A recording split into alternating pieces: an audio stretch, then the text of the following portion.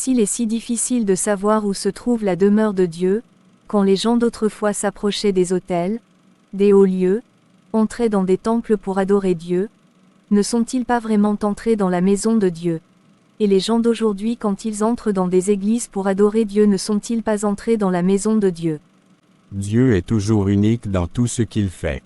Lorsque de nombreux peuples construisaient autrefois des autels et des temples pour chercher leur Dieu, Dieu le Créateur de son côté a permis à Moïse de construire le tabernacle afin d'avoir une différence d'adoration, d'autel, de principe dans l'adoration de son peuple par rapport aux autres peuples sur la terre. Et pour son temple, il a permis à Salomon de construire un temple unique et incomparable pour l'adorer, bien que tout cela n'était que l'ombre des choses à venir. Ce n'était pas vraiment la réalité de ce que Dieu veut pour nous, les humains. C'était juste un voyage pour nous conduire dans la réalité de Dieu. La réalité était en Christ. Jésus est venu enseigner aux hommes le chemin vers la demeure de Dieu. Les autels et les temples se terminaient par Christ.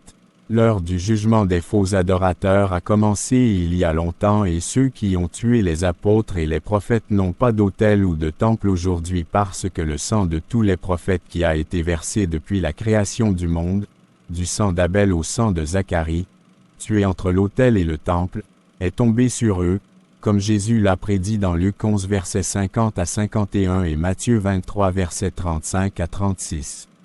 Je ne suis pas d'accord avec cet enseignement. Où est-il écrit que Jésus a terminé les autels et le temple? Du calme ma chérie, dans peu de temps tu comprendras tout. Écoutez ceci, dans Jean 4 versets 21 à 23, Jésus dit à la femme de Samarie, « Femme, crois-moi, l'heure viendra où ce ne sera ni sur cette montagne ni à Jérusalem que tu adoreras le Père. Vous adorez ce que vous ne savez pas, nous adorons ce que nous savons, car le salut vient des Juifs.